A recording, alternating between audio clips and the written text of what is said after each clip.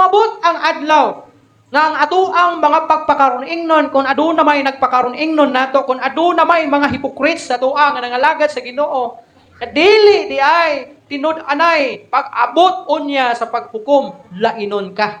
Og unya inig atubang sa Ginoo uban sa pagtuo nga ikaw malangit, pero unya mingon ang Ginoo sa imuha, dili tanan nagtawag kanako Ginoo, Ginoo, makasulod sa akong gingharian.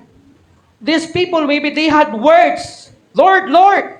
Sa ilang mga baba, sila nagsulti nga sila Diyos nun, na sila mga Kristohanon. And maybe their works, they have works. And their works is, mo ilahang ginabasihan na sila mga Kristohanon because nagtrabaho sila. Ang Bible gani nag-ingon, magpropesiya sila. Maghimo sila mga milagro.